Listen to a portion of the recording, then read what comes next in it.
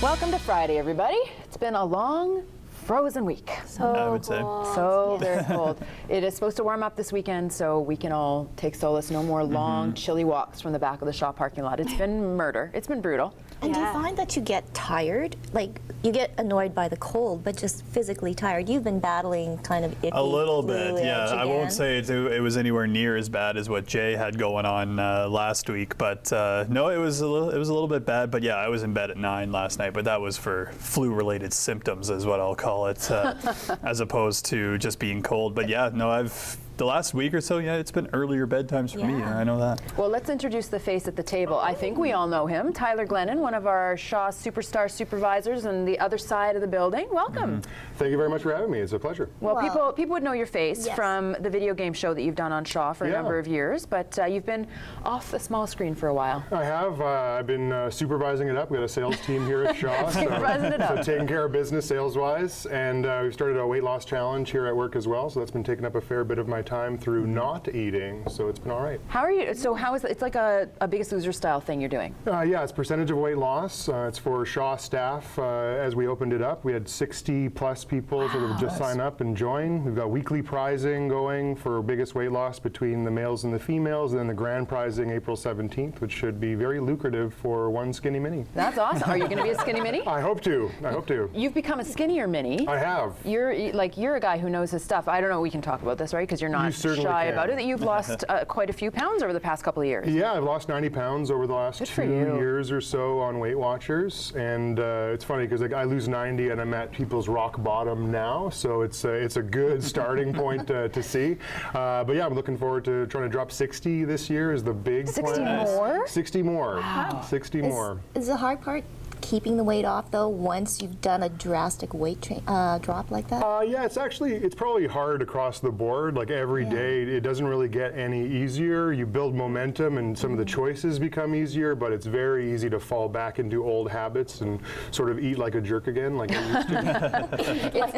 It's sort of like that. It's a lifestyle change, though, right? Yeah, absolutely. It's interesting what incentive does, though, right? You start a challenge, you start a contest, a bunch of people get on board, and then it sort of it mushrooms upon itself, right? Everyone sort of supports each other, and you see people making good decisions, and you're talking about it for weeks and months on end. And it helped me last time. 2 years ago, we did something similar, but so this year I decided to organize it and make it pretty big for the whole system. Awesome. So you're going to be a skinny mini soon. Hopefully. That's very exciting. None of us signed up, eh? Well, you talk about the support and everything that you get through a big group of people. One thing that I've seen on Facebook a little bit more often this year is the public humiliation diet, where every day you post your weight as your status. And then so it kind of keeps, the whole Facebook community is kind of watching, and so you almost feel more compelled. And actually it's worked. At least that's what they're putting as their status. These few people that I have as friends, the weights are coming down. So I mean, whatever works, I guess. Well, you did a bit of a diet like a little while ago, sort of really changing your eating habits, not eating after a certain time of day. Did that work for you? Yeah, it did. It was, I mean,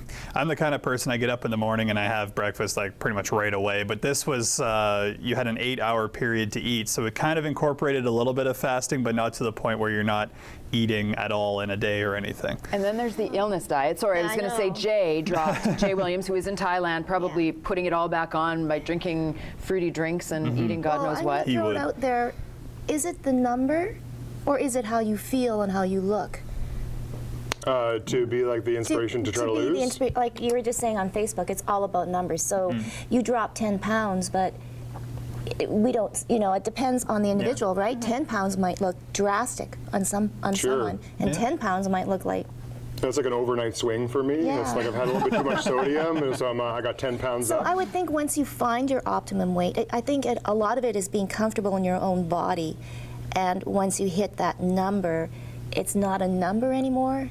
And does that help keep the weight down, or is it, a constant yo-yo? Well, I think it does, and I think sort of to Mitch's point that you have to be comfortable with the number, and even when I've been weighing people in, some people are very uncomfortable, like no one knows their weight, not even them, their husband, so it's a big deal for them to sort of share it with another person, and I've been telling them that was a challenge for me as well, that when you get comfortable just saying what the number is and letting people know that, it sort of takes some of the angst out of it, and it really just has you just being real that, it sort of got out of hand, I need to take care of business. And people that don't want to tell you the number, sometimes I think maybe they're not quite ready for the challenge or for the weight loss in general, just because you got to be comfortable. Well, you need to know your number, I think, because I find, I mean, even me, Kim and I Tracy, we're all small women, but getting on the scale is hard. Sure. But you have to force yourself to do it sometimes to keep yourself in check, because you get on and you're 5, 7, 10 pounds heavier than you thought you were, and the jeans are tight for a reason. That number reflects it,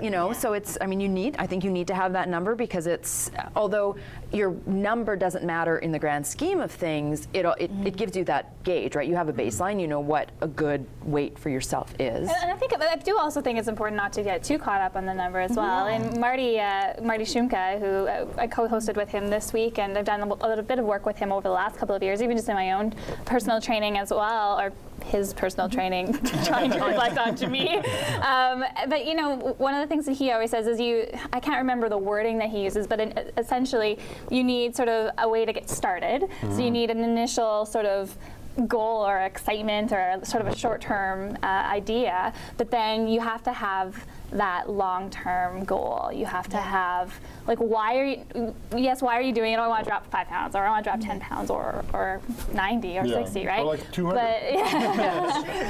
But then why? Why? It's a deeper rooted thing. And so what is your reason? Why long term? Well, it originally started, and I sort of talked to Kim about this a long time ago, when I first started, there was like a knot hole in the side of my wall or outer wall at my house that I couldn't reach. And I was like, I don't want to pay some guy to come and get on a ladder when I could do that. But at the time, it would have been a very expensive ladder for me to purchase. So that was the original inspiration, was just to do it for that reason. It wasn't really a health benefit. There was also some sort of self-confidence stuff and sort of self-esteem stuff that I wanted to take care of. But the original inspiration was just being cheap and not wanting to pay some dude to come and do that. And sometimes it really just takes that in conjunction with being as big as that I ended up getting to really sort of get me into the right path. And it took 30 years for me to know what I needed to do, because I've been big since I was as long as I could remember, and it really just took that being the straw that broke the camel's back. Very interesting. Well, we've got to take a quick break, but we're going to come back and talk about the Jets, because they're playing tonight, and I'm excited. I don't know, and I'm surprised I'm excited. So we'll get to that in just a minute.